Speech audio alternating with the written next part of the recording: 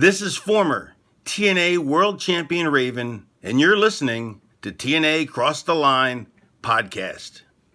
Quote the Raven, nevermore. And don't cross the line. Or do cross the line. I'm not really sure if you're supposed to, you're not supposed to. I don't know. Whatever. You get it. TNA Wrestling. Cross the line.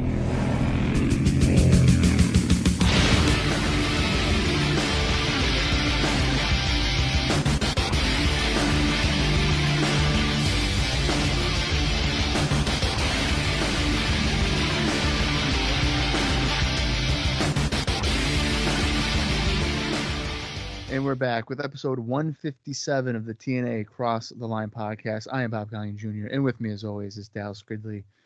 In Dallas, we are coming off of Against All Odds.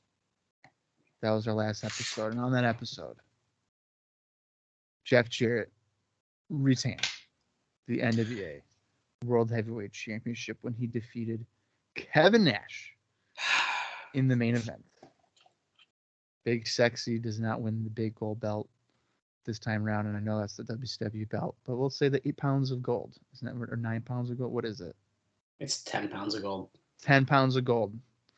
So, I know my NWA.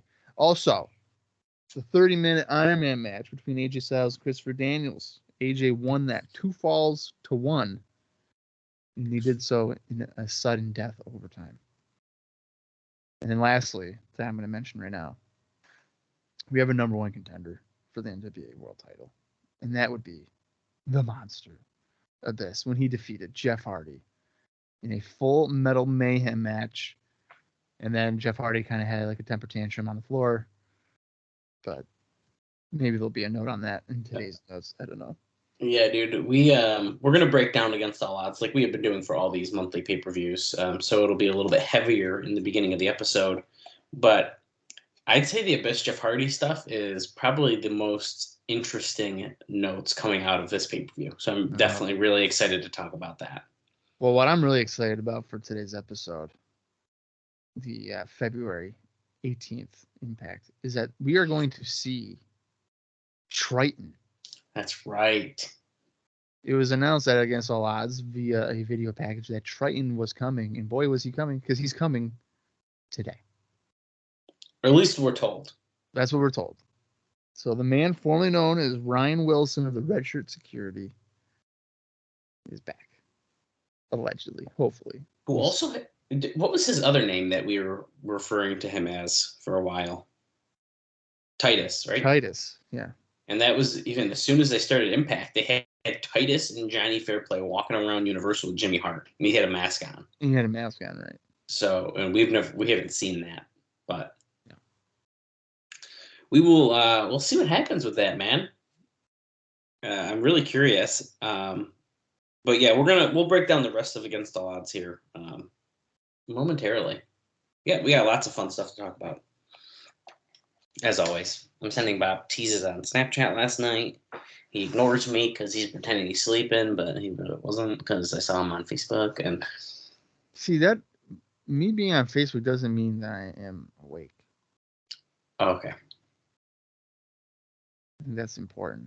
And also, I don't get notifications on like certain apps. Like I don't get Snapchat notifications, so the only way I know is if I go into Snapchat. That suddenly changed. You don't believe that? No, he just ignores me on Snapchat. That's fine. It's best buds, but yeah. What do I know? Anyway, Against All Odds. It was pretty good. Me and Bob give it a thumbs up. I think overall it was a good show. And we have the results from the Wrestling Observer newsletter readers here as well. Bob, what do you think? Do you think that they agreed with us? Did they hate the show? Were they in the middle? No, I think they're going to say thumbs up. Okay, now before I give you these results, do you believe that this will make the 3rd straight pay-per-view with 0 thumbs down? That should be a hint. Yes, the majority are thumbs up. I was going to say, I mean, you're pretty much telling me that's exactly. Well, I'm going to give you the numbers, though. Okay. Do you think that we have 0 thumbs down for the 3rd pay-per-view in a row. Yes. Unfortunately not. But Rick? it's actually quite minimal. 72.1% gave it a thumbs up, which is 119 votes. 5.5% were down, which is only 9. 22.4 were in the middle, so 37. So quite a bit of people voted again. Once again, pointing out the fact that these are significantly higher numbers than we are used to hearing, at least a year ago at this point with the weekly pay-per-views. So pretty exciting stuff. As far as the best match, what do you think I voted on as that? I feel like it's... I mean, probably Daniels and Styles, right? Yeah, it's Daniel Styles, 160 votes. I feel like it's kind of obvious. As far as the worst match, what do you think I voted that? I'm going to say Raven and Dustin Rhodes. Yeah, Raven and Dustin Rhodes got 75 votes for being the worst match on the show. In second place, it was Hammond and BG James versus Michael Shane and Kazarian at 51. And then Jeff Jarrett and Kevin Nash in third with 14 votes. I think this is a victory for Jeff Hammond. Yeah. That he didn't get voted the worst match. Yeah, we're going to be talking a lot about him too coming up. That's another match that has some really cool, really interesting notes that go along with it. But yeah, so these are also notes that these are based on phone calls, emails, and fax messages as of Tuesday, February 15th. So I don't know if it really actually I don't think he like updates and changes it, but just for reference, it's only going until like a couple days after the show. So probably not covering it if people watch the replays, which I just think is kind of interesting. Anyway, so the Observer starts off, while TNA continues to produce well-received pay-per-view shows, and the February 13th Against All Odds show made 4 in a row, he says the clock is still ticking. So this is following up on the theme that even though we're doing some good stuff, we could be shut down any day now. Which, once again, this is one of those things, hindsight is kind of hilarious to me. So he notes that early estimates of this show did at least as well as the first 3 on pay-per-view, and perhaps even slightly better. When Dusty Rhodes booked the show, the whole idea behind the Jeff Jarrett vs. Kevin Nash main event is that the biggest, quote, star power match of the company could put on, and he felt it was necessary, despite it on paper not being a good match, to increase buys. Now, it may have worked, or it may have been just word of mouth from the past 2 great shows. The show wasn't at the level of the previous 2, but had one blow-away match and several other good ones. However, live, a lot of the turnaway crowd of 775 at Universal Studios in Orlando left before the main event. Which I find kind of interesting. And then he kind of dips his toes into some thoughts about Dusty Rhodes, saying, it's a couple months into his 6-month timetable to turn things around. He's going to be putting, of course, the Ultimate X on the March 13th show, Destination X, which would be the 3rd time since November that the company has put on its signature match. It's noted that Styles is supposed to be defending there, of course, which makes sense because he's the champion. And he doesn't see how they can keep Christopher Daniels away from him after the match that they just had. And I think this is interesting because he notes that it's reminiscent of Rhodes booking cage match after cage match in the late 80s when the business was falling. Because there was a time when a cage match was the one gimmick that would greatly increase the house. So in this case, he's using Ultimate X as like his cage match. No, he did do that a lot, especially on the house shows, I think. Yeah, I think that's super interesting. Sorry, I'm choking. Against All Odds was carried by what Dave says he considers the best non-gimmick wrestling match in company history. The Christopher Daniels versus AJ Styles Iron Man match, where Styles retained his title by winning in overtime at 31 minutes and 37 seconds.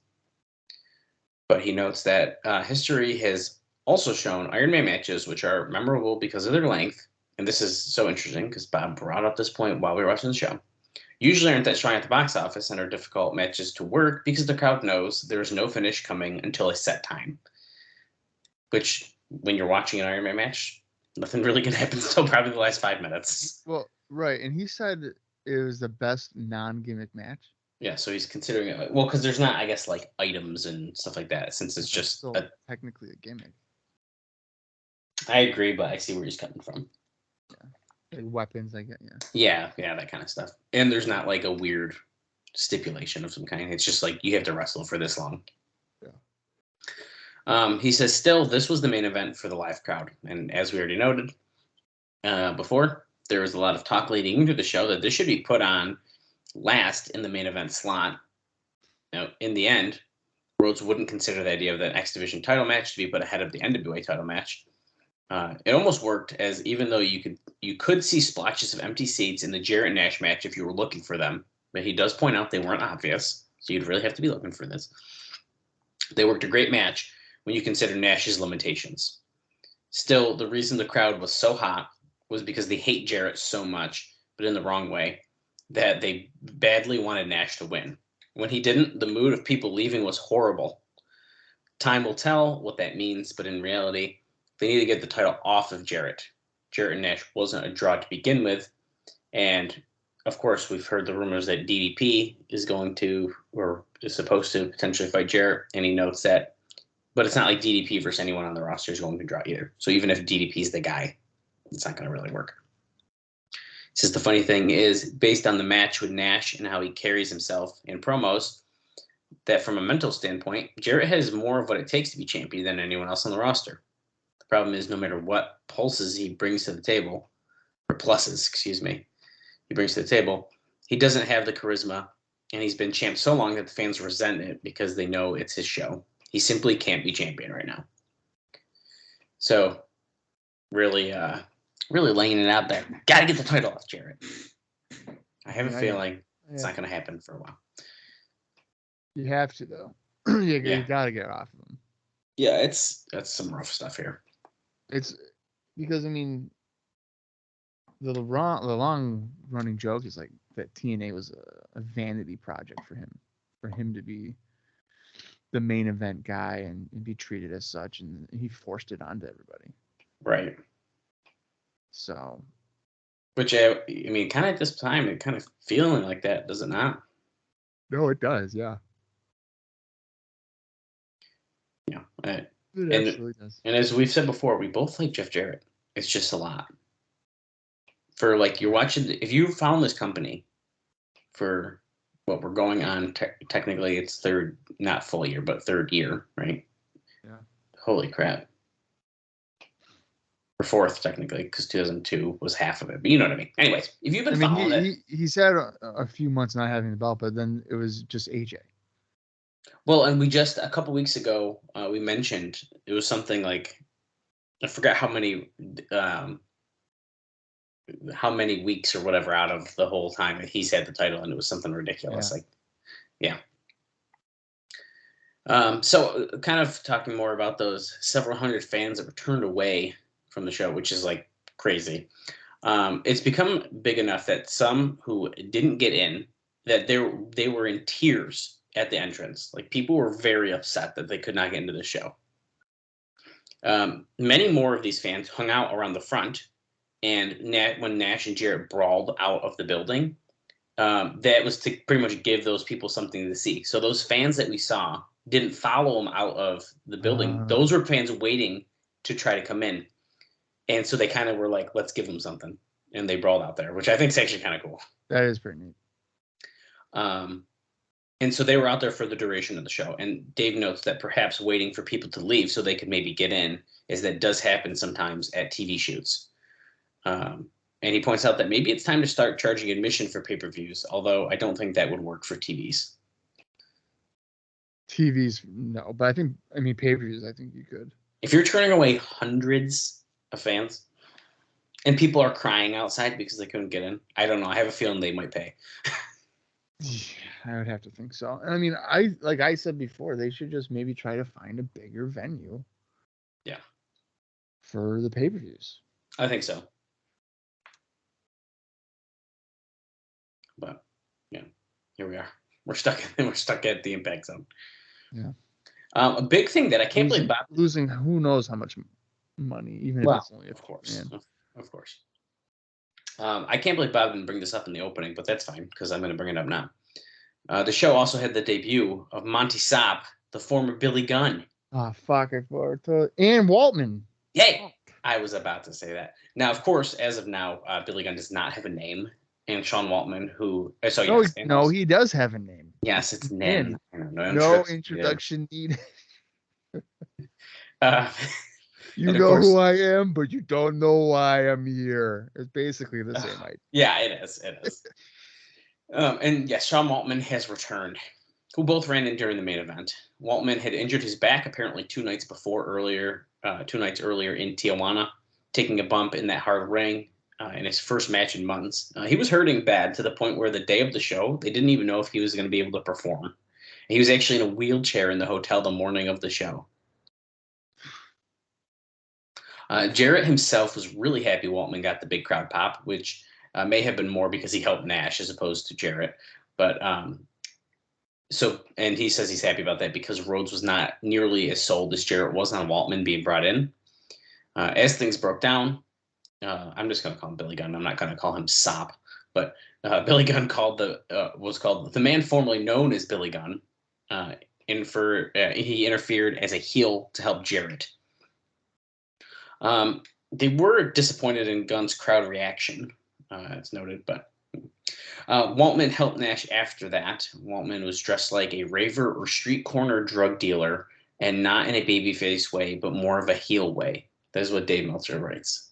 I guess if that's what he was wearing, like a tracksuit, wasn't he? I mean, if that's what you want to call it.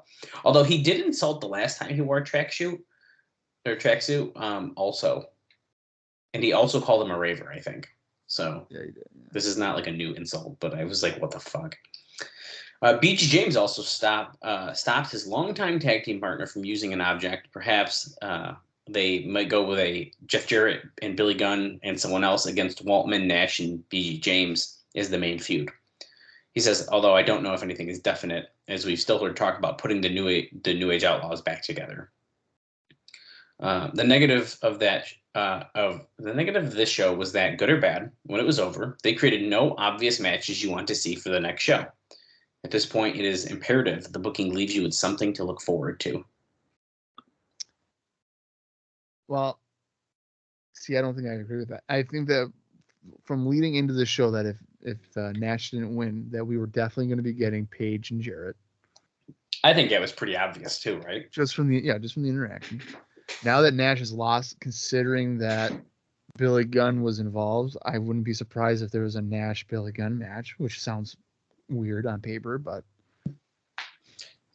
I think that would be a likelihood kind of thing. I think the main event area is kind of the biggest, like, we do have something to look forward to. We just don't know what it is exactly. Right. Well, and with the debuts and and then we have Ultimate X, which we've known about. Right.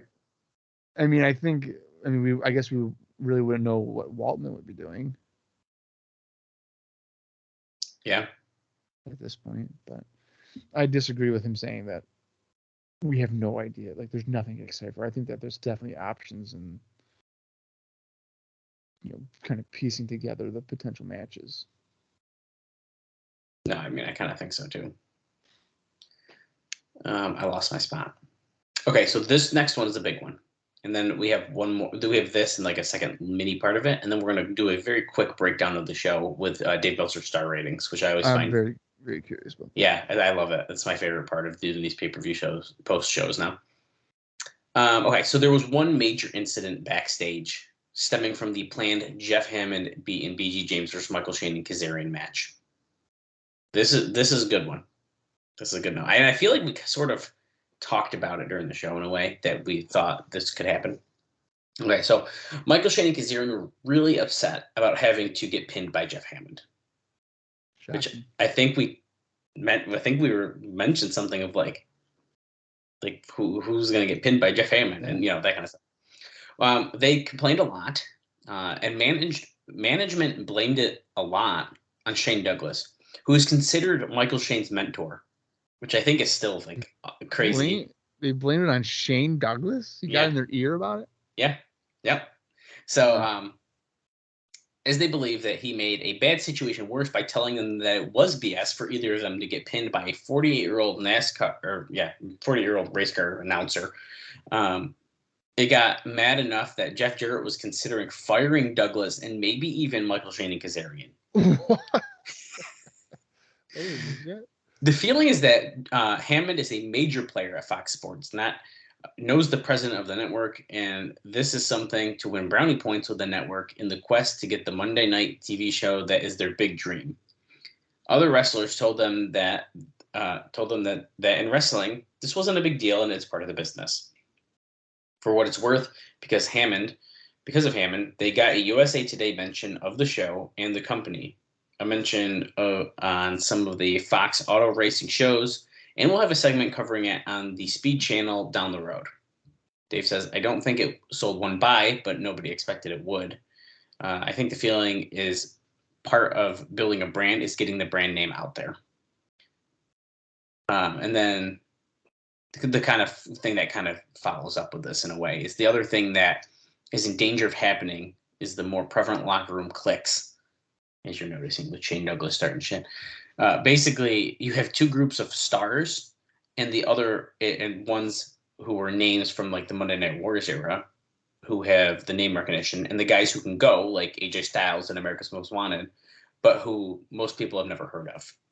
The company is trying to use both to their advantage, as they have to, but there have been grumblings from those, quote, who have been there, that the company needs to play the money players, Jesus Christ, he's so hard to fucking read, sorry. That the company needs to play the money players who know how to get over and can't see why those bigger names are working underneath guys with no names. So there's some clicks going on, there's some drama going on, and apparently Shane Douglas, Michael Shane, and Frankie Kazarian almost got fired because they did not want to get pinned by Jeff Hammond.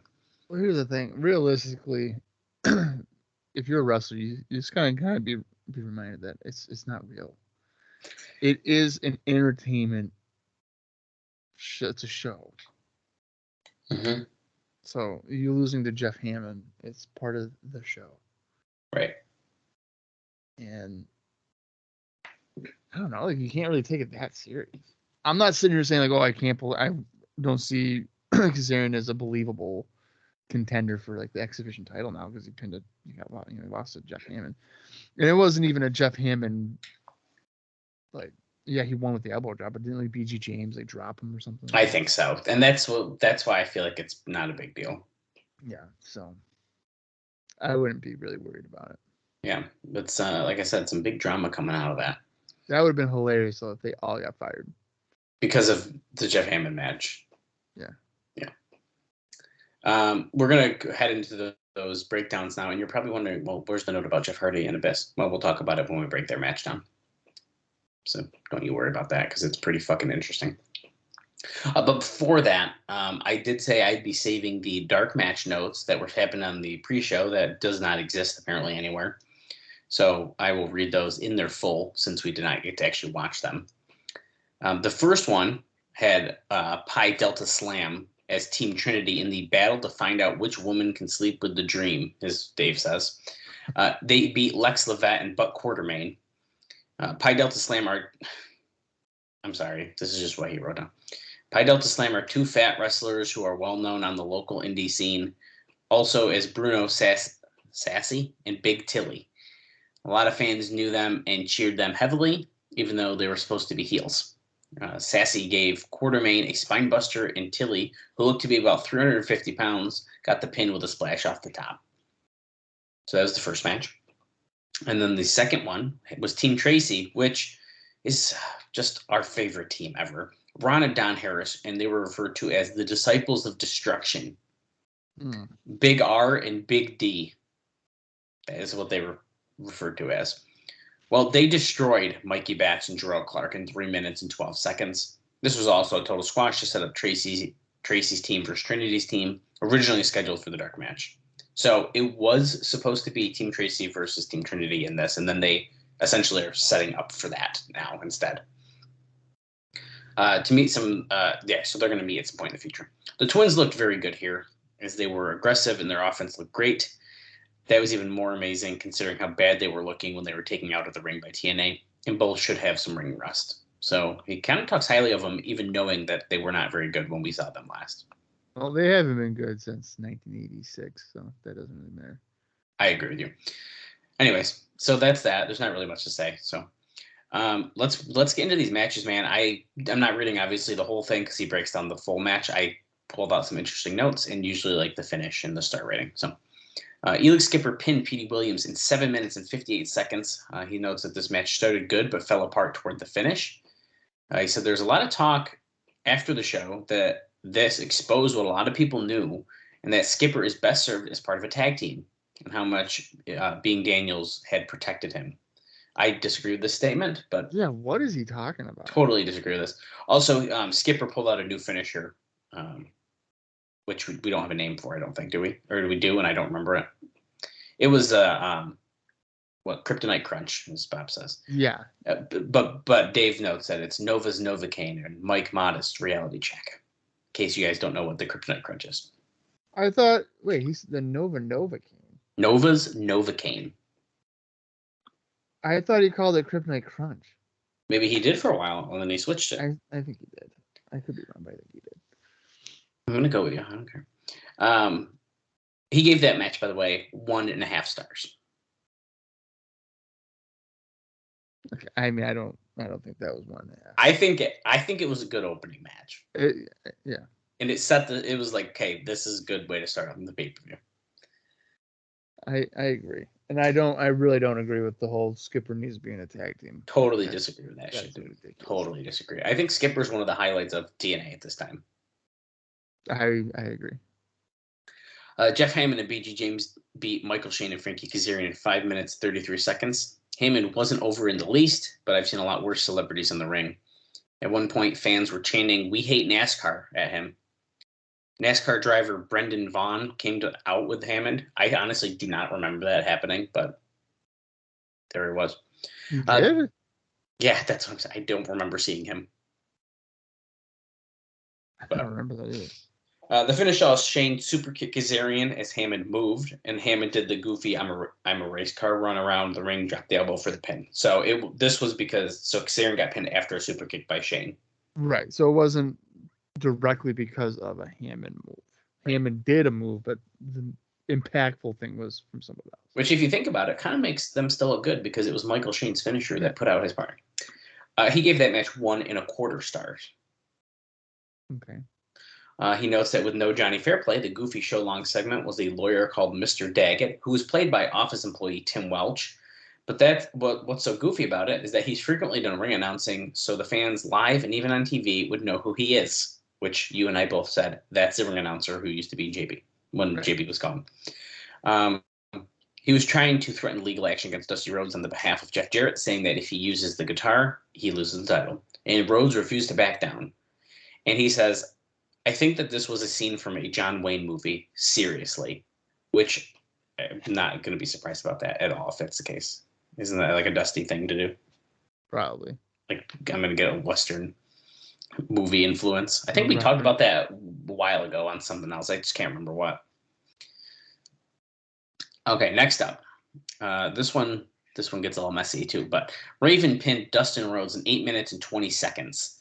There's a lot of legwork in this one, but Dave notes that Rhodes' agility is gone. He's not that old, so he must be hurting bad because he used to be a good worker, and now he can't do a thing.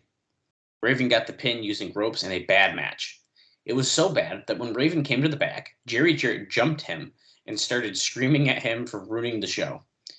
And then Dave says, it wasn't nearly that bad. So he says it was bad, but not bad enough to ruin the show. Raven attacked Rhodes after the match and ended up putting him in a straitjacket. He used a garbage can shot to the head when Cassidy Riley tried to make the save. Raven DDT'd him immediately. Raven started whipping Rhodes when security hit the ring. He started whipping the security, but finally left. 1.25 stars. So now 1.25. That seems high to me because I thought it was a really bad match. Yeah, the match itself was really bad. The after part was like, okay, this is what we wanted.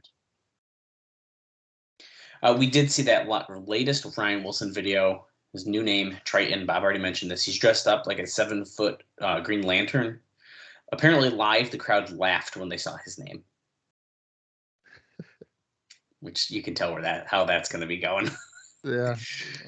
Next up, we had Chris Harris and James Storm retaining the NWA Tag Team title over Kid Cash and Lance Hoyt in 12 minutes, 25 seconds. Fast-moving match with great heat, he says. Harris ended up handcuffing Cash to the ropes when Harris and Storm did a double-team death sentence on Hoyt, leading to Storm getting the pin. This was real well done, as Storm had his back worked on during the match, and at first was unable to lift the big guy up. Harris screamed at him to gut it out. He got Hoyt up, and Harris came with that guillotine leg drop. A lot better match than I anticipated, Dave says. Even though Hoyt is not in the league with the other three, he's also not as bad as Dave says. Let's just say that too. They worked some intense G and P. I can't think of what he's meaning there, but type stuff with him. And Cash was on his A game. Cash ended up breaking some toes during the match. I really don't see this as a time to go heel with Harrison Storm, but apparently it's still in the plans. He gave this match 3.5 stars. Do we remember what he gave Team Canada AMW? It was more than that. What? I'm pretty sure. I almost want to say he gave that one. Well, let's see. He had to have given that one. It had to be at least 4, and it was almost 5 stars, I think, wasn't it? There's no way that it was 5. I'm trying to see if I can. I can probably figure this. Oh wait, here we go. Hold on. This is the show right here. I clicked the right old note. Oh, here we go. Okay. He gave it 4.5 stars. So he gave this one 3.5. So There's one no full star way. less. There's no way. No, this one is better. After that match, Shane Douglas was in the back when a limo pulled in. He wanted to find out who was in it. The least menacing-looking security people in history, all half of Douglas's size, made him back off often, as they said that he was going to interview who was in there. I guess it's no biggie since Douglas isn't an active wrestler, is what Dave says. But it's kind of funny that these little guys, but yeah, well, yeah, it really was. They were so tiny guys, and then Shane's like, okay. I mean, there was 3 of them, so, or 4. Okay, up next, Bob, we got a heavy hitter. Abyss defeated Jeff Hardy in a comedy of errors called Full Metal Mayhem in 15 minutes, 21 seconds. Okay. There's a lot to break apart in this one. There were 2 envelopes held high above the ring that you needed a ladder to get. One envelope was empty. The other had a contract for the title shot. Whoever, of course, won, Jarrett and Nash, to be held on Impact over the next few weeks. These guys put it all on the line in a TLC-style match. He breaks some of the big spots down. He notes, at one point, Abyss used an overhead belly-to-belly on Hardy over the top rope. He was supposed to land and break another stack of tables. As it turned out, he landed short of the tables. His feet went through, and the brunt of the punishment, his back in particular, landed on the floor. Right. So he did not quite make it. Eventually, they climbed to the entrance, which Don West said was 40 feet high. And he says if Hardy suddenly grew 27 feet tall, then he'd be right. You got to exaggerate. I know. Well, and to be fair, to the floor, it probably was about 40 feet. Because it's a tall entrance thing. But that's not where he was landing. He was landing on the stage still. On the stage. He ended up doing the swanton off the top through the table. Then Hardy got a 12-foot ladder, and, well, he got the contract. The problem was he wasn't supposed to. He was supposed to get the envelope without the contract. Abyss knew it and was going crazy, but he couldn't stop him because he had to sell the blow. The ref was screaming at Hardy to go for the other envelope. When he got it, they sold it like it was empty, just to keep the match going. But in the panic, the match fell apart at that point. The big spot in the match was that they were supposed to both climb the ladder, both grab the envelope and fight over it, tip over the ladder, and both go flying through the 4 set-up tables. Unfortunately, because they had to pretend the new envelope had the contract, it was too far to take the bump. So since he grabbed the contract that was closest to these tables, they couldn't do the spot. They wouldn't be able to. Right. It's too far away to take the bump. So instead, Abyss threw Hardy over the top rope, and he was supposed to go through all 4 tables. Well, the tables didn't break, and Hardy, rather than sell what should have been a debilitating injury, got right up and went into a temper tantrum. He started kicking and stomping the tables that didn't break. Worse, as he was attacking the tables when he was supposed to be selling, the cameras were on him. While this was going on, Abyss had nothing to do but climb up and grab the empty envelope that was supposed to be an envelope with the contract, and he was ruled the winner. Both Hardy and Abyss were really furious backstage after the match. Hardy was mad about the bump earlier in the match when he landed short and got banged up. Abyss was mad about the problems due to Hardy forgetting which envelope to go through first and made a scene throwing and kicking things everywhere. He rates this match 2.5 stars. I don't think I noticed that he grabbed the one with the contract. I don't know if I did either, but it's still like, damn them. Like, no wonder that it's like things were falling apart at that point. Where it's like, why? Because remember, we were even like, that's the spot with the 4 tables. Like, it just didn't feel. It didn't feel right. Right. No, that makes sense. But the tantrum thing makes sense now. Yeah. I love this kind of context when we find these things out, because it's like we would have just been like, wow, Jeff Hardy's being a baby for some reason. Right. Yeah, really interesting. Next up, Diamond Dallas Page and Monty Brown defeated Eric Young and Bobby Roode in 9 minutes, 43 seconds. Now, I think I might have missed this comment, but they announced that D'Amore had bought Scott Hall's contract so that he could have a cohesive unit together. That was the only mention of Scott Hall's name. Fast-paced, good match with a lot of heat. He says the finish saw Brown pounce. He writes, the finish saw Brown pounce period Roode.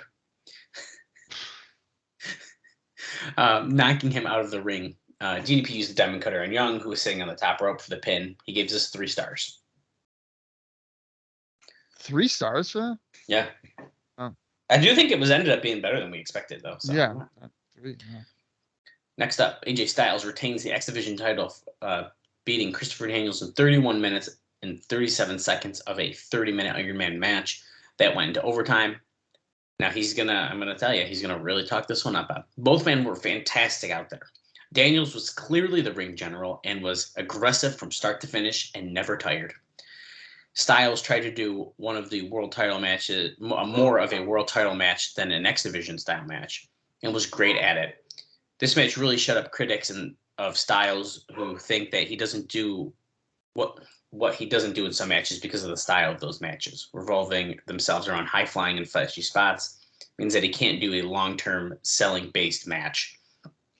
What was really strange here is that even though the crowd was hot for the entire match, they did apparently pipe in some fake crowd noise in the early minutes of the match, and have no idea why they would do that, let alone in this match, because it was clear that the live crowd saw this as the real main event, because even from the start, they were doing the let's go AJ, let's go Daniels stuff. Well, and that's funny that they felt the need to pipe in crowd noise. They probably didn't need to do that. No, I don't think so either. I have times at all the finishes. So finish of the first fall was at 14 minutes and 7 seconds when Styles went for a 450. And then Daniels got his knees up and he hit Angel's Wings for the pin. Styles won the second fall in 23 minutes, 58 seconds after a cradle. And in the third fall, Styles juiced after being hit into the post. Daniels kept headbutting him till it opened up more. Daniels did the STO for a near fall and more headbutts. Daniels locked Styles in the Koji clutch, which was awesome because Styles was trapped in a triangle-like submission with his bloodied face and theoretically unable to breathe when he went out there just as the time limit expired. Daniels started screaming that it wasn't fair and he had the match won. Dusty Rhodes came out and ordered the match to be sudden death. After a series of reversals, Styles hit the Styles Clash and got the pin early in overtime. The timing was almost identical to the Hart-Michaels WrestleMania match. There was a huge standing ovation that lasted several minutes. And this was not a somewhat contrived one like the Chris Benoit in the Angle and Lesnar matches. It lasted far longer. So he's really talking up how the crowd reacted to this match. He notes that the Ultimate X last month was more spectacular, but I saw this as the best match I've seen so far this year. 4 3/4 stars. I really couldn't just give him that extra quarter. Well, yeah, and I don't know What would have given that little quarter? Yeah, I gotta understand. I don't know. And finally, the main event, Bob. Jeff Jarrett retained the NWA title, pinning Kevin Nash in 19 minutes, 45 seconds. The good part of this match is that they made the best of what appeared to be a bad match with lots of run-ins, refs bumps, and near falls. The bad part is every Jeff Jarrett title match has seen them. So instead of camouflaging a bad match, they just seemed so redundant. You could tell with the people walking out and those staying having a bad reaction to Jarrett that people were sitting there ready to crap on the match. By the end, they had super heat and people with people on their feet rooting for Nash, which is actually I think we noticed like people were going crazy for Kevin Nash in this match. Yeah, they did. They definitely wanted him to win the title. He says I did too. Right. I know, totally. Now they had the whole cello spot where he opened up the guitar case and he had a cello. He notes that this would have been funny if it was someone other than Jarrett and it had been in the second match. And then even worse, he picked up the cello and the handle broke. Right. After the powerbomb by Nash later in the match here, the formerly known Billy Gunn ran in with his no introductions necessary. I think it said needed though, but whatever, it doesn't matter. And the "You Know Who I Am" on his T-shirt. He used a chair shot, but Nash kicked out. Sean Waltman came out and went right after Jarrett, giving him the X Factor. Jarrett kicked out. Gunn went for the title belt shot, but BG James ran in and grabbed the belt from him. So we're having a formerly known as Degeneration X reunion, which I think they said on commentary as well. Jarrett went for the cello shot, but Nash got it from him. Nash went for another powerbomb, and Jarrett's feet knocked out the referee, Rudy Charles. Nash powerbombed Jarrett on the cello, but no ref. Jarrett used the belt shot for a near fall. Jarrett ended up using the stroke for a near fall, and then he used a low blow and another stroke to get the pin. 2 3/4 stars. Well, I think that's a better star rating than anybody would have expected. I think that's pretty fair. I mean realistically. No, I totally think so as well. So that is our full breakdown against the odds. And Bob, I don't have any more notes that we're going to cover before the show. I have some that I purposely was like, I'm going to pretty much shove everything else I can into the show. So we will have plenty more to talk about during this episode. But it was a lot. It was a good show. And I do really enjoy his breakdowns and star ratings and stuff about these after the match. I think they're really good. Well, I enjoy getting the full context of things like the Hardy Abyss stuff. Yeah. So, all right. Well, let's get into the February 18th, 2005 edition of Impact. Just a forewarning here, there are no indie notes. I guess people weren't busy over the weekend, at least not appearing on this show this week. There's also still no dark match stuff. I'm just assume that. I'll keep mentioning it, I guess, but there's no dark match stuff. I check every single week just to make sure there's not one spare match or something that happens to be, but I don't know when we're going to see that stuff again. Yeah. The approximate runtime for this is 44 minutes and 32 seconds. You can watch on Impact Plus, or if you have in your own personal collection, that should work out as well. So I'm going to count down from 3. And when I say play, that is when we're going to start the show. So here we go. 3, 2, 1, play. I like that there's like someone just yelling in the background during the intro. Oh. And of course, we're going right into this past Sunday. Seeing some pictures. There's Jeff Hammond. The first thing is Jeff Hammond. Trip to victory lane. Jeff Hardy shocked the entire world. Black and white because we want no blood showing for AJ here. It was pretty. It was like perfectly dripping out of his head as he's like, dude, it was so good. So yeah, no instructions needed. I fucking knew it. The New Age Outlaw. Is that the name they're going with? I feel like you can't do that. Guess we'll see. New Age Outlaw. I mean, that was the tag team name.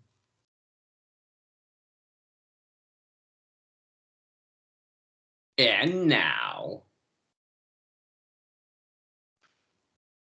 Probably another shitty song here. Ready? Yeah, I can already hear it.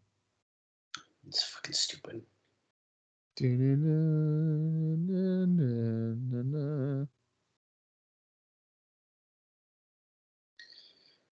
I can't wait to see freaking Triton, dude. I'm dreading that. Let's go. It cannot possibly go well. There's no way.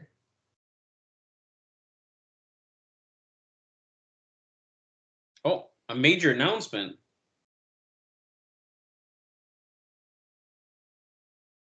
Oh, okay. We're going to get a big announcement on Destination X tonight from Dusty Rhodes. I bet you Dusty's going to forget that he announced Ultimate X already. And he's going to be like, baby, Ultimate X there, daddy.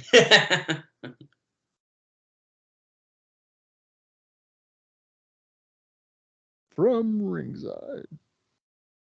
It's Mike tonight, joined by Don West. And DW, we did it again. Another tremendous pay-per-view. What is it? Oh, I get it. There was a sign that says TNA gave me a boo rash. I might have a. Oh no, that's next episode. Sorry, I thought I had a Jeremy Borash interview. I think that's our next episode. We'll be covering that, and it made me remember that I really missed the rash report. Oh yeah. What? We invaded the Super Bowl in the best damn sports show. Okay, so this is from February 4th, so this is right before the pay-per-view. Kevin Nash shoves Jeff Jarrett, who has a guitar in his hand, by the way. Why are we seeing this? Is that Monty so Brown? late? And there's DDP.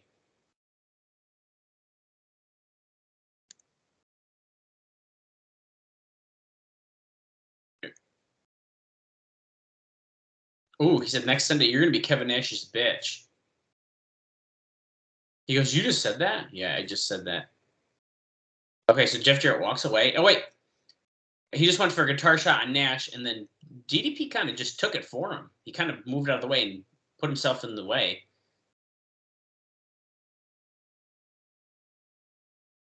Yeah. So why is this the first time we're seeing this? We should have seen this before. We should have seen that before the pay-per-view. Mm-hmm. But now that makes me feel like they're basically telling us it's Jarrett Page coming up. Right. Really interesting. And actually, that's so funny because one of my notes was about that, but I didn't know we were going to see it. What are the chances? Michael Shane coming out here with Kazarian ringside.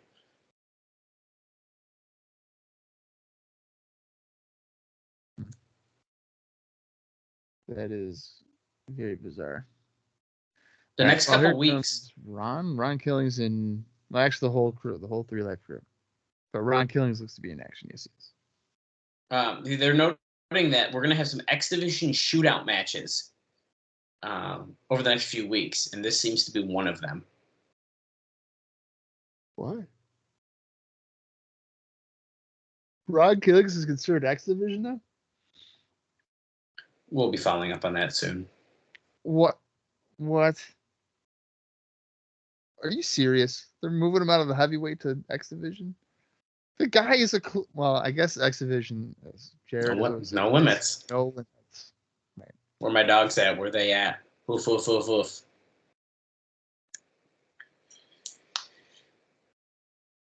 But you know what? If it was always about no limits, then how come like Jeff Jarrett never went for the X Division title? I'm surprised he didn't.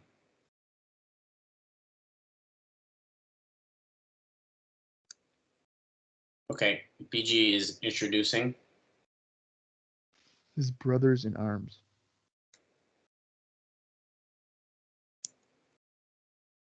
He just gave a huge intro to Ron Killings. Towel guy.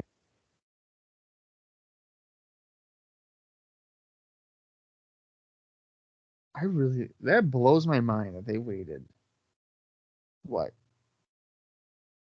12 days or 14 days, 2 weeks after the fact. Isn't that crazy? That's weird. They definitely should have. I would have even shown that even on the pay-per-view, maybe. Right. That's really just bizarre. Yeah, dude, right before the Super Bowl. It's coming up. I don't know. Did it already happen? Did the Super Bowl already happen? In our time frame, yeah, I think so. Yeah, so yeah, because it would be on. Yeah, fly Eagles fly. Am I right? If they won, yeah. No, they did. Oh, they did win. Okay. They did. Okay. What was the final score? Dude, I don't remember that part. Oh, okay. That's why I don't do them Super Bowl square things. Well, I just looked it up. It was 30-24. Oh wow. The Eagles won that game. So it wasn't quite a blowout. They kind of got lucky. No. Missile dropkick by Ron, the Truth Killing, sent to Michael Shane. I'm just going to tell you this note now because I'm going to forget about it. It's just ratings stuff, and we might have even mentioned them, but I don't know. I'm just covering my bases. January 28th, the Friday show did a .22. The February 4th Friday show did a .20. The January 22nd Saturday show did a .34. And the January 29th Saturday show did a .27. February 5th Saturday show did a .28. And so basically, I think we've already sort of mentioned it, but it seems like the Saturday midnight show is the prime slot. It has the best ratings so far. Sure sounds it. Kazarian throws Ron Killings back into the ring. I also forgot to tell you how many people are live here in the Impact Zone. And as it trends after pay-per-views, we are a sold out, or a free out, I guess you could say, 800 in the building. Oh, wow. Ron hammered away on Shane. I heard a short counter. Ducks a clothesline. Overhead suplex by Shane. 1, 2. No, kick out. Wait. Tag team, man. He's talking about the X Division, or the Ultimate X. So it starts as tag team. Then it goes to a triple threat. Whoever gets pinned is out. Loser, that's eliminated. And then when it's down to the final two, so then Ultimate X will come into play with the final two. Uh-huh. So this Ultimate X with Styles defending the title against 3 other people is a different format, and I don't know if I like the sound of that. I don't know if I like the sound of that either. It sounds like it's like a gauntlet. Yeah, but like, not in a muscle good way. buster there. That looked nice.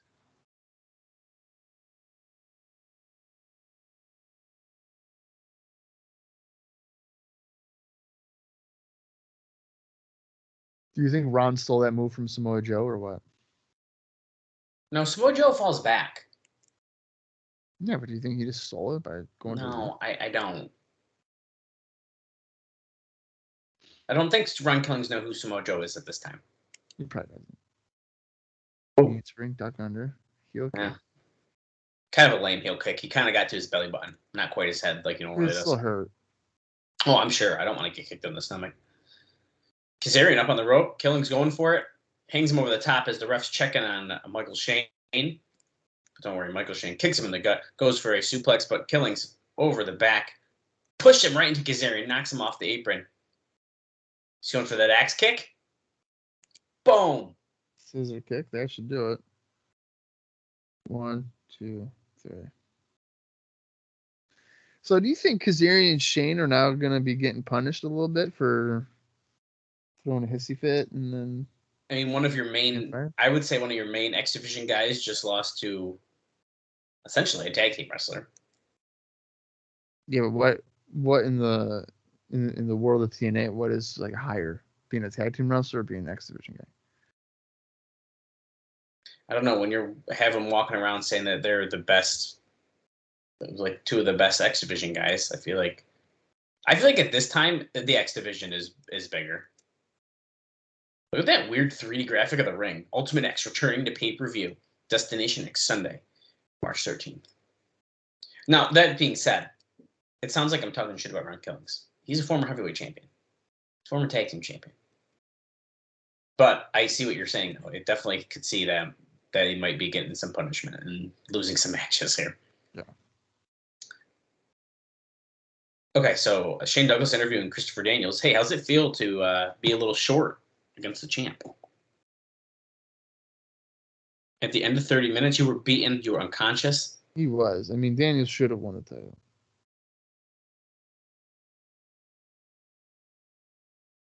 1-1's a tie, dude. So it's whoever has the most points.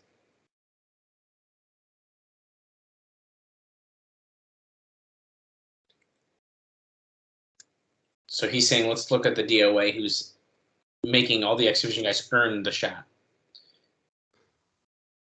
He's saying he earned the shot for the X Division challenge. He shouldn't have to do it again.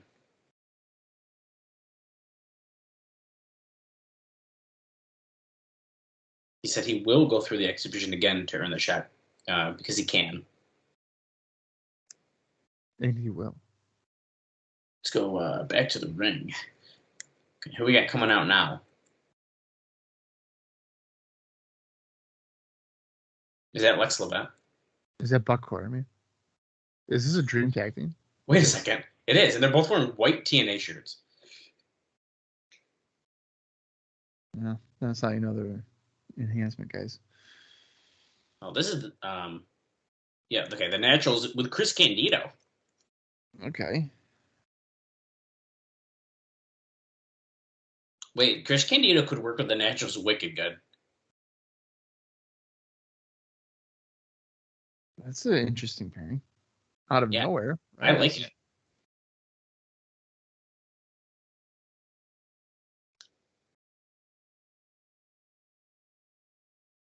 Oh, today noting that the Naturals haven't had the best of one-loss record in recent months.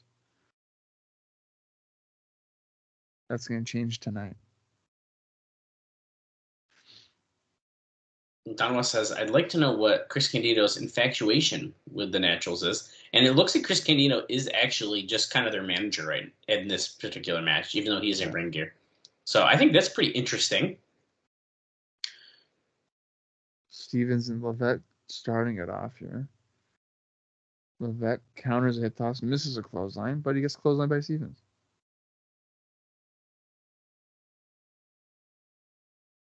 What's also interesting, Bob, is I got a couple of things I'll tell you that are interesting. Tully Blanchard suggested that at the Wrestle Reunion show that we talked about a while back, that he should win the NWA title from Jeff Jarrett and then lose it back on Impact the following Tuesday. That did not happen, by the way.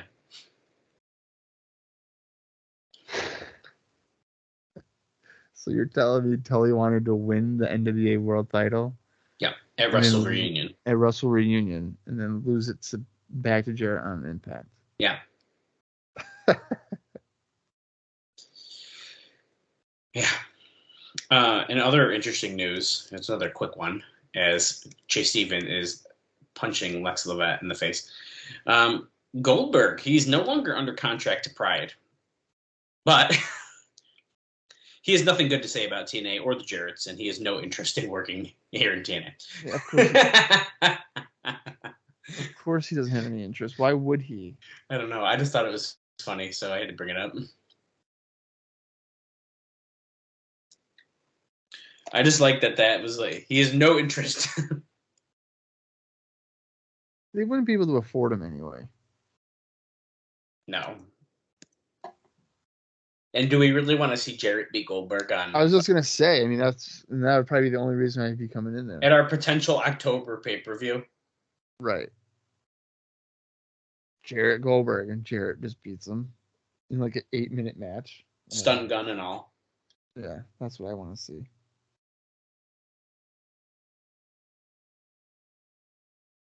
You know, Douglas laying in some nice chokes here on Lex Levette. He did it over the rope, he did it with the headlock, and now he did it in the corner with his hand. So Douglas, he eye raked him, right? And he did like a wild swing. Now I'm sure Levette was looking at when he was doing that, but I wonder if a wrestler has ever done like a wild swing like that and then accidentally knocked out his opponent. Levette with a standing blockbuster. To Douglas. Here comes Yo, let's go, baby. But Quartermain. Oh, you got eye raked. Oh, but he reversed Irish whip. Oh, Douglas tripped. Oh my god. And he fell out of the bottom rope. And I think that was a legitimate trip. Yeah, I think so. But he recovered well by just falling out of the ring, but it's falling apart here. Suplex into the ring. Blue Thunder Driver there by Levette. There's one by Quartermain. Oh my God! I thought they were about to win. Candido knocked off the apron by Quartermain. Levet is in the ring alone with the Naturals. I can have a feeling he's going to be feeling a natural disaster. Oh, fuck yeah. Look at that transition, dude. Oh, yeah. I love that. 1, 2, 3. That's it. Dude, the transition into that move is so good. That was really good. I'm surprised that Quartermain and Levet almost won that match. I got scared. That was nerve-wracking. Oh, they're gonna do it to Quartermain. Look, another cool transition into the natural disaster. Oh, done. He did like a reverse suplex into that one. Wow. I could see them being the next challengers for AMW if they keep on winning the next couple weeks. That was good. The fans have spoken about TNA Wrestling's Against All Odds pay-per-view. We're seeing some clips, some actual video. Well, short video. I mean, and they missed show the actual moves. No, but usually it's just stills, anyways. Oh, we're at Dusty's office. Tracy's yelling at someone. Who is that? Is that James Storm?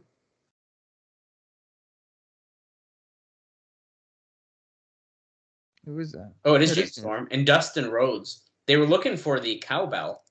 It's a bull rope. Dustin says, gives us the deal, Ray.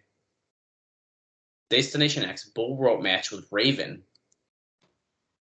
I know he'll sign it. Okay, so America's Most Wanted is helping Dustin Rhodes find the bull rope, and Dustin says, give this contract to Dusty. I'm fighting Raven for a match. And here's Abyss. Scares the shit out of Tracy. What the fuck? Abyss just shoved his NWA title contract in the front part of Tracy's pants and then yells in her face. And it's like... Why is it wet? I don't know. Okay. Interesting business going on in the office of the DOA. Wow, dude. That's Mikey Batts and Romeo. Oh my God, I thought that's who it was. He looks different with like blonde hair. Yeah, it threw me off for a second. Who are they fighting? Oh no. It's Pi Delta Slam with Trinity. Wait, did he have a... What's he carrying? It's like a paddle. Okay, so these are the guys that Dave has told us. I'm assuming this one's the one that's got to be 450. He's a little bit larger of a man. Yeah. I like that Trinity came out with like a jacket on and then just like revealed her like normal ring attire. Yeah. I do have a bad feeling though, Bob, that we aren't seeing much more of Trinity here in TNA. I just got this weird feeling. How much longer do you think she's here for? Maybe a couple months at the most. I wonder why Mikey's not teaming with Jarrell Clark. Yeah, I was wondering the same thing. Do you think maybe he got hurt in the match against the Disciples of Destruction in the pre-show? Maybe. Actually, I bet you he did, because think about this. We just saw Buck Quartermain and Lex Levet. I know they fought the Naturals, but they were a team at the thing, and now Pi Delta Slam fought them. Right. Well, I'm sure, I have a feeling we're going to see the Disciples of Destruction here at either this or the next show, I'd imagine. During this match here, I'll give you another note. Or I'll give you two, because there's nothing major happening here. As things stand right now, they have a 2-hour primetime special on FSN with a Best Damn Sports Show period tie-in, similar to the prior deals, scheduled for April. It's noted that Jeff Jarrett is going to finally take the risk with this one and move out of the Sure Thing Studios in Orlando, with the current plan to tape in the Orleans Arena in Las Vegas, which is a 7,000 seat. Although they obviously will have to paper the building like crazy to do so. Big Till. This is Big Till, is the blonde one, for record. He's whipping Mikey Batts against the rope. Big back elbow. It's also noted, by the way, we've talked about it in the past, that the assault case from June, based on an incident that allegedly took place with Ryan Nemi, who at the time worked for TNA Enhancement Guys, and Johnny Fairplay, is continuing after a pre-trial hearing. Ron is charged with the assault, and no plea deal bargain offer is made. The next hearing is in March 18th. Oh, great. So I'll keep you posted on the legal details. Well, at least it's after the pay-per-view. Yeah. Enziguri by Mikey Batts. Tags in Romeo.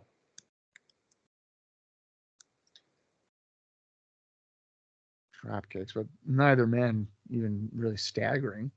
I know, I'm kind of disappointed. Bob says no indie notes. I don't know who these guys are, but Bob's supposed to know this kind of stuff. Yeah. Well. Bruno stops Romeo. He picks him up in the power bomb. Sit out power bomb. Oh, fuck. Oh, fuck.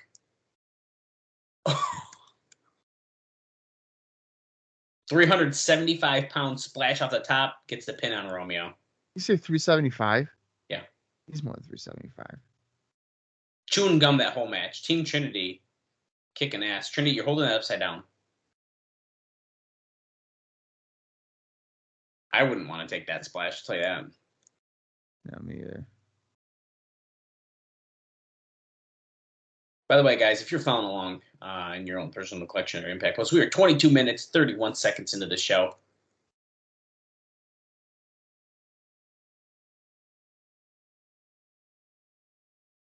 Go to commercial, and we're coming back, and it sounds like Dusty Rhodes might be coming out here.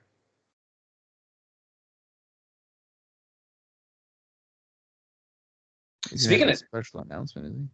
Yeah, and he's with Just Tracy. Oh, he's not coming to the ring. I was going to tell you something else, but I'll tell you about the song still. You know, Dusty Rhodes is big on his next Latin stars. And Trinity's out there too. Well, Dusty Rhodes, he's looking for his next Latin star. Obviously, with Hector Garza gone, we need someone new. Well, it's said that Apollo was backstage at the pay-per-view, so he may get that elusive spot. Well, what about the Shocker guy? Well, I haven't heard about him again, so I don't know. Because of the McDonald's commercial. The McDonald's commercial, dude, yeah. But long-time listeners, you guys know who Apollo is. El Leon, if you will. Okay, so Dusty's making jokes about Jarrett playing the cello.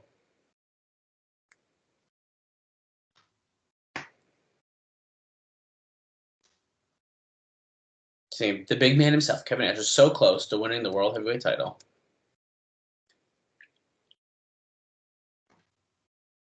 He's got an announcement. Let's hear it.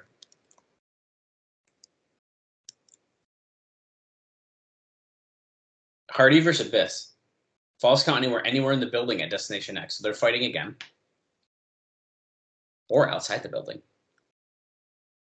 I feel like I would have done that first and then Full Metal Mayhem. Probably. Jeff Jarrett will defend the title at Destination X. And it's going to be against the man we're going to bring out right now. That's where I go, Bob. Diamond Dallas Page.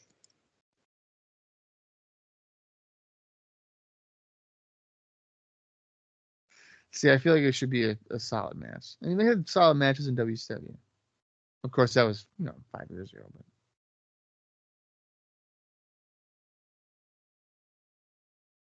I'm hoping. I don't think DDP's TNA stuff so far, I don't think has been disappointing at all, really. No. Especially from coming back from a neck injury and all that. I mean, I don't know. Yeah. I think he's been doing pretty good.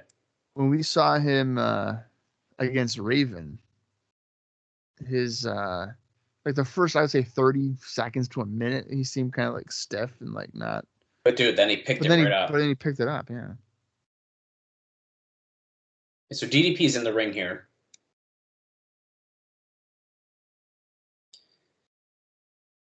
So as Bob noted with that clip from the Best Damn Sports Show thing, I mean, it's once again that I guess that's maybe why they saved it, so they can do the tie-in with DDP more. Yeah. Because I mean, I guess I could see it taking away from Nash Jarrett.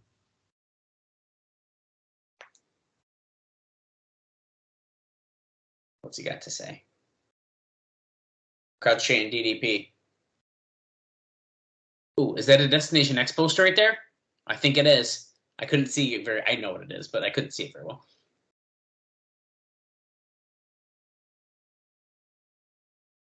Oh God, here. This is what he says every time he has a microphone. The one who's never supposed to happen. The one who's never supposed to be a champion. You're supposed to be a star. I started wrestling at 36 years old. I'm old as fuck. You want to do yoga? I'm gonna be on Shark Tank and not get a deal. How about it? Do you remember when he came to 2CW? You were at that show, right? I think you came with us. I did not go to the. You didn't come to that one? No, that was in Rome, wasn't it? Yes. Okay. Well, I didn't go to that. Oh, okay. Well, I thought you were. I just assumed you're always with us, but it's time. It's time. It's Vader time. DDP came to 2CW and he sat down in the middle of the ring and we watched about a 5-minute DDP yoga video. And like that was kind of what he did. He did end up. I think he gave one diamond cutter. Wow. But I met him and he was actually super fucking cool. So. You probably put over your name, didn't you? Fuck yeah, dude. He loved my name. He asked. I got a promo. Obviously, I got like a 8x10, and he wrote on every corner of it, "Nice name, bang," or "To Dallas, nice name," or something like that. Because it was like one of those things where he's like, "What's your name?" And I'm like, "Dallas," and he's like, "Get out of here!" Like he didn't believe me. And like I remember, actually, I think it might have been the same show, or if not, it was another one in Rome. And here comes Jeff Jarrett, by the way. But me and Austin went up to meet the Young Bucks. That was a different show. That was a different show. And same building, but yeah. And we went to meet him, and it's like, okay, my name's Dallas. And they ask him, "What's your name?" "Austin." And they're like, "Are you ribbing us?" We're like, no, we're not. I should have been over there like, "Hi, my name's Fort Worth." Or like San Antonio. It's like, what? Jarrett says, "Get out of my ring so the NWA heavyweight champion can finish his victory celebration." Love his Canadian tuxedo here tonight as well.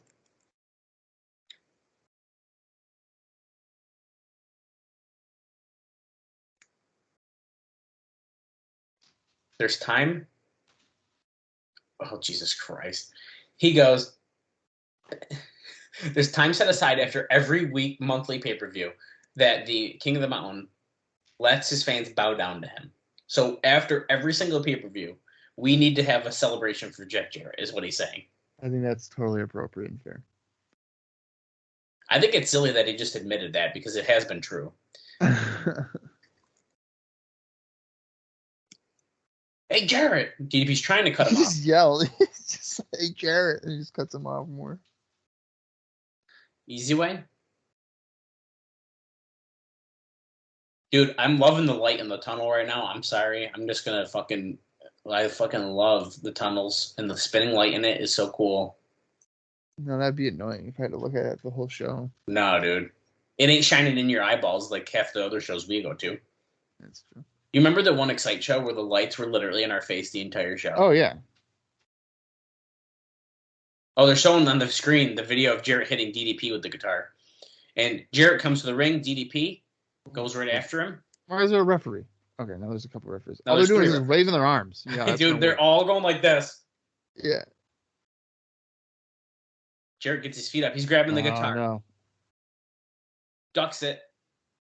DDP kicks him. Come on, hit the diamond cutter. Hit the diamond cutter.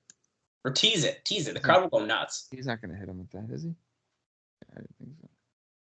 He's got Jarrett on his knees. Nin. Is that Nin? There's Nin. The New Age Outlaw. There's no way they can call him the New Age Outlaw. Stay tuned till next week, and we'll talk about it. Oh, here comes Kevin Nash. Kevin Nash's music hit as soon as he was getting in the ring. Yeah.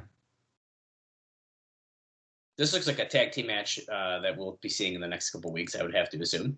I'm fine with that. What is he doing? Going for the diamond cutter? Oh, he does. He hits it. Wow.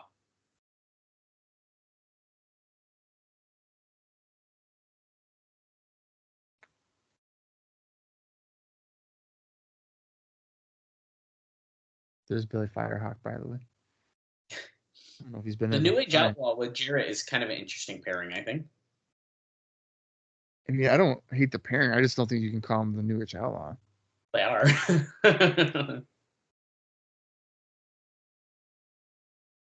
Probably joined. Oh, by AJ Styles? Oh my god, dude, I have AJ Styles notes. Even Don hanging there on the handshake for a while. Yeah, he did. I got 2 AJ Styles interview notes, dude. One of them with our friend on Twitter, Alan Wojcik. I'm saying his name wrong, probably. Apologize. Yeah, that's how you say it. In the interview with Alan, he notes that he really liked working with Lex Luger. He says that Lex was, He said Lex was very cool, and I thought we did what we could do. The fact that he was a nice guy is still to this day was a great experience, and I have to admit, being put in the Human Torture Rack was cool. Shark Boy's coming out as I finish reading this. AJ explains why he left Ring of Honor. This is very easy to talk about, Alan, because it's the truth. Rob was the reason why all the issues with Ring of Honor and TNA happened. Shark Boy's fighting Chris Candido, it looks like, by the way. I lost my place. TNA couldn't be associated with Rob and keep the family show we were trying to strive for with Explosion. It didn't have to deal with pay-per-view or other ventures. We were ready to resolve the issue by asking Gabe to sign papers that Rob wasn't part of the promotion. By signing me, Christopher Daniels, and Chris Sabin would continue to work for Ring of Honor. Chris Sabin's coming out now, speaking of. That was the thing. That was the big red flag when it came out that Rob was still working for Ring of Honor. And I can't see how fans were mad at TNA when ROH was lying to them. He also talked about the NWA title belt going from Ron Killings to Jeff Jarrett. He says, I was happy Ron got it, but then it flip-flopped back to Jarrett, and I guess so when Impact launched, we had our big name holding the title.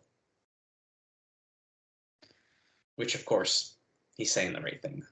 Of course. We have a 3-way here, dude. Shark Boy, Chris Candido, and Chris Sabin. Very interesting match as Shark Boy and Sabin double-team punches on Candido.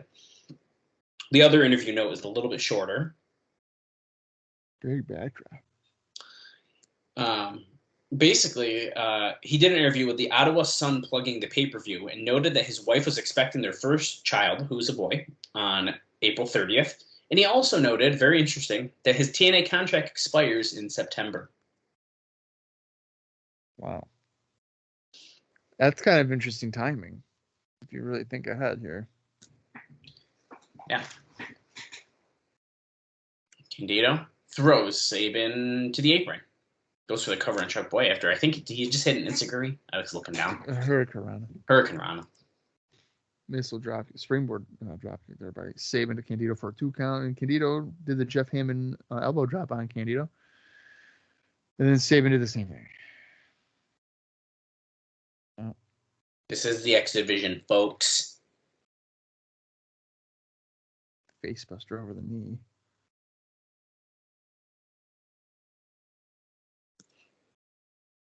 Neckbreaker by Shark Boy on Sabin. Now Candido getting involved. Snap suplex. Can you hang through the tag match? They're talking about the weird Ultimate X stipulation that we got. And at the bottom of the screen, we're seeing the matches. And I just saw that the Full Assault Falls Count Anywhere match is Abyss versus Jeff Hardy. And we also are seeing the Disciples of Destruction versus Pi Delta Slam will be happening at Destination X as well. Fantastic. I can't wait. That probably means next week we're going to see Big D and Big R. Big D and Big R. Look at this. Shark Boy jumped on the back of Chris Candido, giving him a sleeper as he's giving a sleeper to Chris Sabin. Double jawbreaker.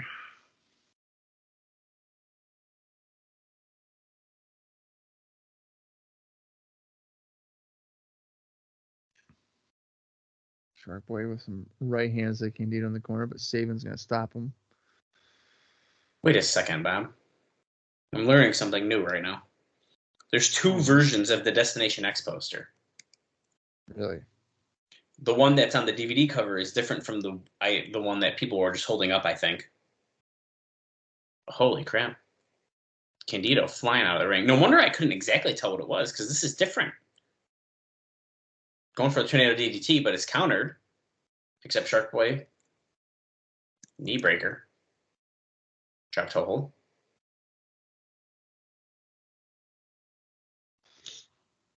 Reverse figure 4. That's kind of cool. Oh, no. Chris Candido, you son of a bitch. Feet on the bottom That's rope. funny. And he snuck the pin on Shark Boy. That's smart. Wow. Speaking of someone having a good run here in TNA, like past when they were a little bit bigger, Chris Candido's killing it, man. I like that finish though. That's funny. He outsmarted him. That's good.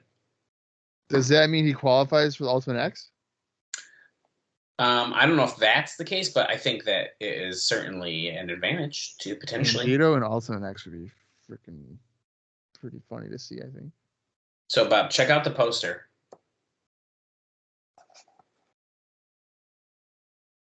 Okay. It's Diamond Dallas Page. Right, that's the one I've always remembered it as. This is the one I know. Oh. But that's the cover of the DVD. It's Daniels. Interesting. But I think the one the fans were holding up was the one with Diamond Dallas Page, and that's why it was I was like, wait, I think that's the one I know, but that's why I had to look it up quick. Right. We're seeing more stills, by the way. And I should have mentioned this note earlier, and I forgot, but it's about Conan. He was told that he'd be working all the major AAA shows this year, and it actually kind of looks like that might not actually be the case. It's also noted that Antonio Pena has talked about booking Jeff Jarrett on the show, one of the shows, as a way to get back in good graces with him to where he can send talent to TNA again. Because with Hector Garza out of the picture, it may open the door for a new talent, but since Dusty Rhodes is most interested in Shocker, that may be in the way of a deal with Pena, because I believe Shocker is a CMLL guy. Yeah. Kid Cash and Lance Hoyt coming out right now. Didn't you say Cash broke toes? Yeah, he's got broken toes. Oh, he's shoving fans. Yeah, you're right. Oh, Monty Brown's coming out? Looks like it's probably Hoyt wrestling Monty Brown. Oh, it's a single. I thought it was a tag match. Well, I guess it could be, but Cash didn't. I couldn't see if he had gear on. I only saw the shirt because I was reading, but.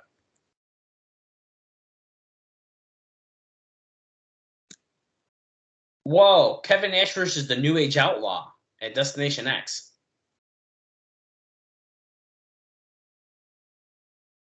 No disqualification.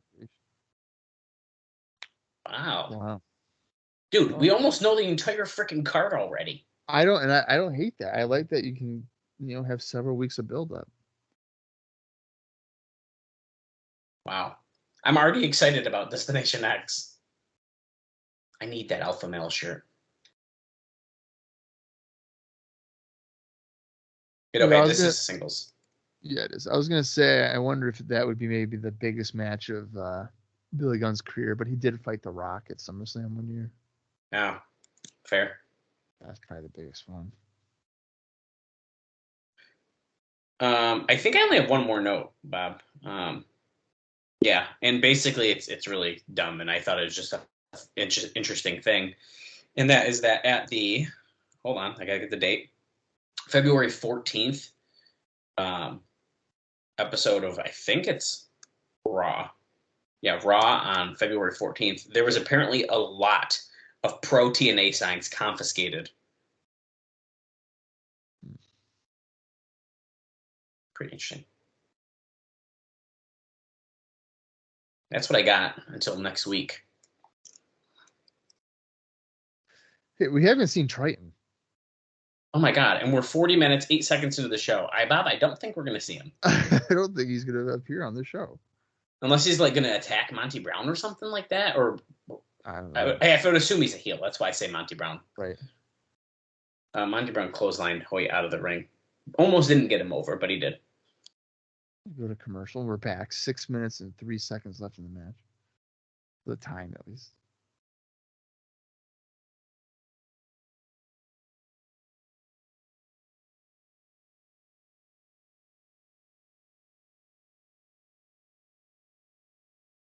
Clothesline by Hoyt. What a shot by Hoyt. What the fuck was that? He just mocked them.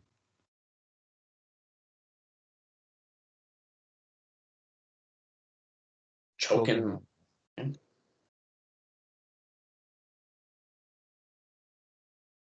So blatantly choking him. Oh, Cash was even getting involved there.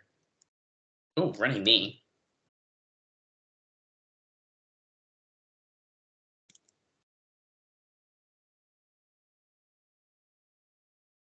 Oh. Yeah, did you know he was in the Patriots and the Bills? Yeah. Did you know that he was in 2 Super Bowls? I did. You notice that he was in them. He didn't win them. He didn't win them, but He was in it, though. I mean, it's cool. I guess I'd rather never even get there than get there and lose. I was really liking the commercials this year's Super Bowl, Bob, when those Eagles were flying. Couple clotheslines. Yeah. Oh, going for that fall away slam. See ya. Can you believe how strong he is? Why does the Fox box look so weird? There's missing something. There's missing something next to the FSN logo. Did it used to just say Fox Sports Net, and maybe that's why? Maybe. I'll be honest with you. I can't wait till that's gone.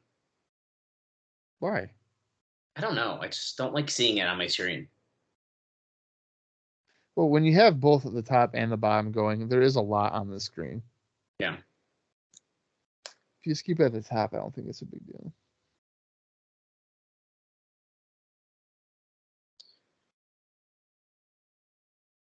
Wow, Monty Brown is down.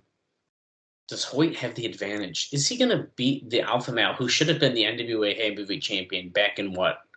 November? Well, December, right? December. I couldn't remember exactly. It was right before Turning Point. Yeah. Going for the blackout, but it was countered. Uh-oh. Going for the pounds! Oh, wow. Good. Oh, fuck, Bob. Did I call it? The lights are out. The lights are out. Okay, if this is happening, I really didn't know it was happening. I've just made a reference. It's Sabu. Oh, shit. It's Glacier. Whose song is this? The beginning was someone else's song. Yeah, it was. I don't know. Where'd he go? You can see him the shadow walking through the smoke there. So he just walked through the smoke. Bob. That's all that happened there. Are you fucking serious, bro? Yeah. It was an eerie feeling.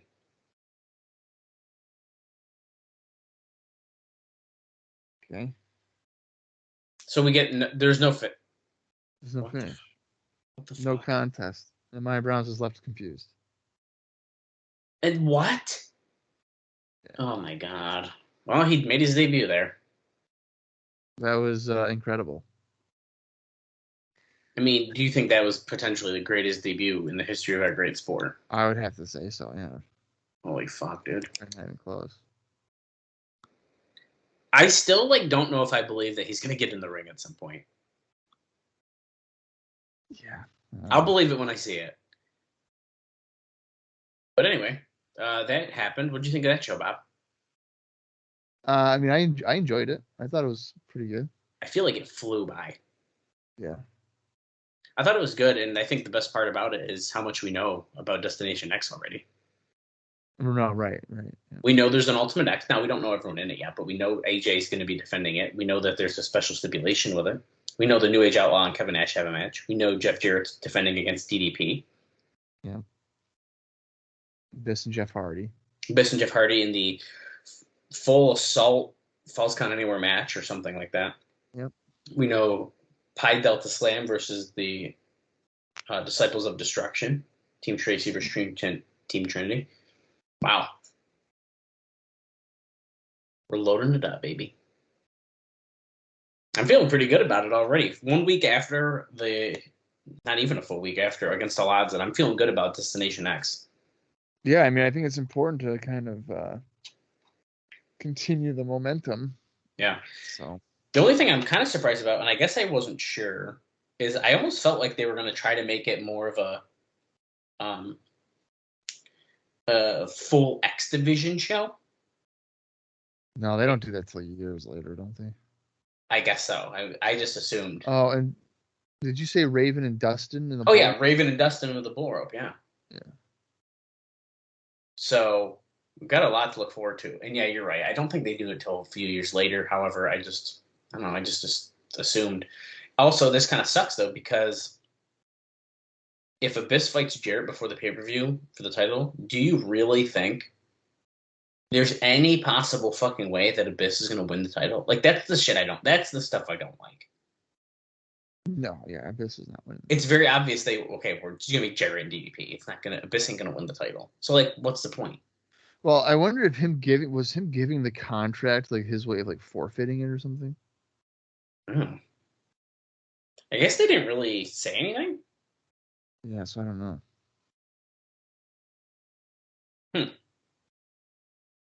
I guess I don't know that either. That's a really good point. So I guess we'll see. Yeah. But yeah, overall, I liked it as well. Thumbs up from me. And I'm definitely excited about next week. This Triton thing, can we see him more? I want to see more of him. No, we don't need to see more of him. I want a good laugh though about him. I want to see him in person. Yeah, but like we don't need to see more of him. We really don't.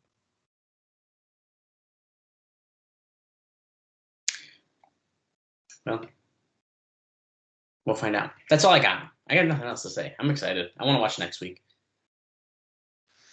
All right. Well, we will be back next week for the February 25th edition of Impact. And then maybe we'll find out more for Destination X. Who knows? Although we learned a lot already. But we're already just a mere 3 weeks away. Holy crap. Destination X. So that'll be fun. But all right. Until next week, for Dallas Gridley, I'm Bob Colling Jr., and this has been the TNA Cross the Line podcast.